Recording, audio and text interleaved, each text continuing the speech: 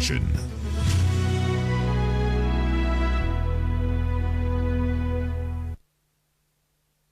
Welcome back and thank you for keeping it NTV. You are still watching NTV Weekend Edition and welcome to Talk of the Nation. Now this week the Finance Minister unveiled the annual budget which showed that the country would try to function on 72.1 trillion shillings. Now the move came at a time when there was concern about how much the country was spending on the education sector. Now to share with us what they make of the budget as stated, we do have the Executive Director of the Initiative for Social and Economic Rights, that is Angella Kasule Nabwowe. Good evening, Angela, and welcome to Talk of the Nation. Good evening, Mildred, and thank you for having me. Always a pleasure. True, always a pleasure. So now the budget for the financial year 2024-2025 has just been released, and of the 72.1 trillion shillings, more than half, or about 40 trillion, is going to be borrowed from internal and external sources. What do you think this means? Yeah, thank you, Mildred. Maybe I just want to start off in a non-conventional way. And for people to be able to understand this is that when you have your father or your parent who tells you that, they'll call a meeting at dinner time and tell you that, my business is not doing well as a family. We are going to have some changes at home. We are not going to be able to afford the subscription for DSTV. We are not going to be able to eat chicken on Sunday. And we have to cut down on electricity consumption at home and things like that. So as a family, you're together and you're like, okay, this is it. How do we manage as a family? But then as children, and probably you have your sibling who is going to sit for senior 4 this year, and your father has not completed paying the school fees in one of the government-aided schools. And then just a few days down the road, your father comes home with a BMW or a Mercedes-Benz.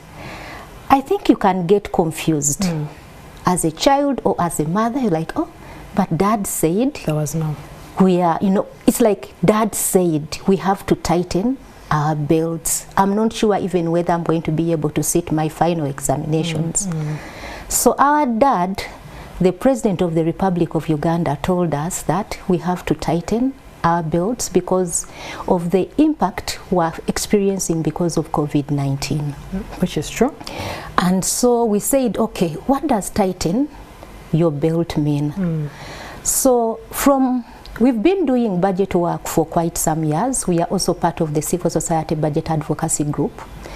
And for many years, when we start the budget process, the Ministry of Finance releases what we call the budget called circular. And there are some recurring statements in that budget called circular, please reduce on consumptive expenditure. But we don't see that happening, and we no longer understand the meaning of tighten your belt. And I will just start with Parliament and what is happening in Parliament. Media has been reporting about what is happening in Parliament. And we have all this extravagancy that is thrown in our faces. I would forgive my father for coming home with a BMW because probably that money is, he thinks that that is his money, it is his private company, and so he can do as he wishes with his money. The difference between my father and the state is that the people are holding this money in trust for us, and this is taxpayers' money. It is my money, it is your money. Mildred, by 15th of every month, NTV should have filed your payee with the taxman, that is the Uganda Revenue Authority. And if NTV doesn't do that by 15th, the taxman will come knocking and they will be very angry. So Ugandans have to understand that this is our money. So that is the difference with private money. And they are only holding it in trust. So we are into a situation where 40 trillion shillings is going to be borrowed from internal and external sources. But we are doing that amidst debt distress. We are already in debt distress. When you see what URA is projected to collect, it is only 31 trillion, but your budget is 72.1. What kind of economics is that? When you look at our neighbors, Kenya, Tanzania, Rwanda, the money that they are going to use to finance their budgets, over 70% of that money is domestically raised. It is from domestic resources. And that leaves a number of questions that this borrowing is continuing.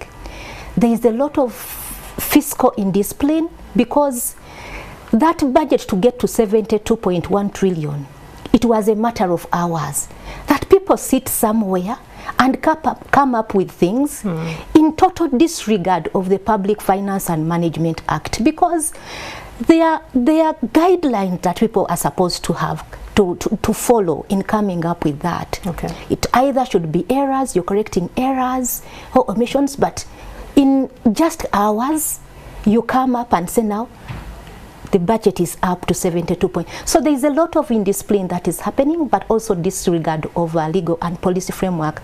And as for us taxpayers, when you say that you're looking at 40 trillion to be collected from borrowing, it has a lot of implications.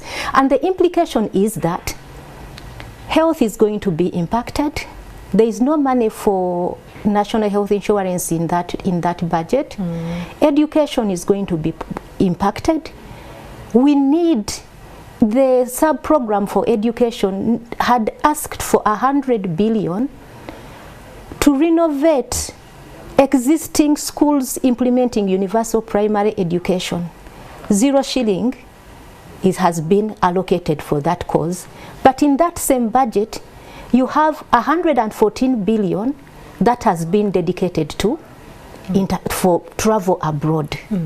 And when you talk about travel abroad, you have 114 billion, but you cannot get 100 billion to renovate schools that are implementing universal primary education. We have 40% of the schools that are implementing universal primary education in a very bad state. They are dilapidated. So why are we like this? What is wrong with us? And also that is the concern, you know, that many are raising about how the country is spending on education. And just this week you released a report on the state of pre-primary education. You're talking about the universal primary education, the USE, and so there is also the report that you released on the pre-primary education and how many people are impacted by, you know, how expensive it is, and also so many people coming out to say that, I mean, this is something that should also be taken up by the government. What were some of your findings from the survey that you did? So we did that research, Mildred, from 2022 to 2024 January, and I will tell you that less than 1 in 10 children are attending a registered or licensed pre-primary school. Less than 1 in 10, and 60% of the children who are supposed to be in preschool are not attending. So 60%. So the other one is less than 1 in 10 are attending, and then 60% do not attend at all. But we want to look at pre-primary as the foundation of learning. It's like when you're building a house, there's so much that goes into that foundation if you want that house to stand, that even when you have strong rains, that house is not going to be blown away. So we want to look at pre-primary as the foundation of learning. And when children do not attend pre-primary, they will never catch up with their peers who have attended pre-primary. And what schools are doing, they are just improvising. You look at many of the schools that are implementing universal primary education, they have set up, you know, some ramshackle structures to be able to have some kind of preschool because of the challenges that they're experiencing from primary 1. So it is a challenge for the teachers to be able to handle those kids. And we visited many schools, and not very far from Kampala, even when you just go to Mukono here, just 21 kilometers out of the capital. There's a school called Nsambwe Church of Uganda Primary School, a UPE school. So they have this big P1 class, and what the teacher is doing is that they divide the children. So if you went to preschool, you will sit this side. If you didn't, you will sit the other side. So, but within the same class, handled by one teacher. Do you see how chaotic that can be? So it brings a lot of challenges. You have overcrowding in those classes, but also the way they are managed, because there are so many things now children learn in pre-primary, such that when you do not attend, the inequality is beginning at that level, and it is going to spill over your life cycle. So because you've not had that foundation, they can't read, they can't even hold a pencil. So a teacher is teaching the one who cannot hold a pencil and teaching another one who has been in preschool. So it brings a lot of problems around how do you progress. So children keep on repeating and others completely lose interest, and then they drop out. We talk to children who are telling us, my grandmother did not have money to take me. And so what is it that you as the CSOs want the government to do in that regard, in regards to the pre-primary education?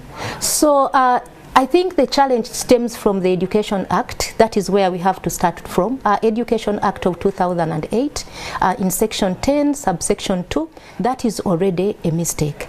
Because we have seen that there are many social and economic benefits that we get from pre-primary. A cost-benefit analysis done by UNICEF and the Ministry of Education has results showing that we could save 24.5 billion by just scaling up pre-primary by 90%. But also the money that we need to scale up, 9 of it, we are already spending it. Why? Because children are coming to P1 when they are not ready. They are 4 or 5 years. And when they come when they are not ready, already government is paying for them through UPE capitation grants. So they are already in class. And because they come when they are not ready, they cannot be able to progress. Their progress is lost, so they remain in the system. That is why media always asks the Minister of Education when they are releasing results that you took in so many in P1, but PLE, these are the numbers you have. Where are they? They are lost in the system, but government has been spending on them. But I'll also tell you, the World Bank in 2023 classified Uganda as a low-income country and put our gross national income per capita at 930. And there are other countries in that category. You have Togo, you have Sierra Leone, you have Madagascar. Those countries are already offering 1 year of preschool, but their gross national income per capita is much less than Uganda. Sierra Leone is a very poor country. Their gross national income per capita is 510, but they're already providing. Well, there is an argument that our government is an overwhelmed one, and perhaps as an area like it has a lot of problems, and perhaps an area like pre-primary something that could be attended to later. What's your take on that? But there are benefits both to the economy. There are social and economic benefits that can accrue if they did it now, and there are other countries that are worse than Uganda that are already doing it, and already government is spending money because of the early enrollment in P1, but also the repetition that is taking place there. And what we want government to do is that if they could just provide 1 year of preschool, like if I'm 5 years, I can go to a UP school and they put up a structure and they just move the children into that structure. It is actually improving efficiency. That is what we are looking at. Okay. So Angela, as we get to conclude this conversation, what do you think are some of the consequences that could arise from government continuing to pay a deaf ear to this area of pre-primary education? First of all, it is increasing inequality, especially for people from rural areas and low-income families. You know, that gap is widening, and you do not want that to happen. We talked to parents in Omoro district in northern Uganda, and the inspector of schools there, and said that, you know, since 2022 they have been experiencing a drought, and in those areas they use both cash and non-cash items to pay for preschool, and other education. So they will tell you bring 5 kilograms of beans and 10 kilos of maize flour, and then you can pay 50,000. But because of the crop failures, they are not able to pay. So you are going to have a generation of children that are not going to school, but also they are also going to end up in child labor, in child marriages, which is not good. But we have the money, Mildred. Where do we have the money? If we could only look at corruption in real terms and the impact of corruption, can we get everyone also to pay their fair share of taxes? The corporations. We also have a lot of people who are not paying income tax. But we could also tax multinationals in the digital economy.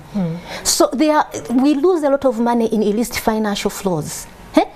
And the tax exemptions, we have told Ministry of Finance that these tax exemptions, you cannot continue with. Yes, you say they are good. You say tax exemptions are good, but we need a cost-benefit analysis around tax exemption. Mildred, Ministry of Finance has to publish a cost-benefit analysis around tax exemption. Well, Angela, I'm afraid time is not on our side, but thank you so much for making time to speak to us. Angella Kasule Nabwowe is the Executive Director of the Initiative for Social and Economic Rights, getting to share their stand on what the budget is all about, specifically highlighting the education sector. And that conversation takes us in for a short break, but NTV Weekend Edition returns shortly. You are watching NTV Weekend Edition.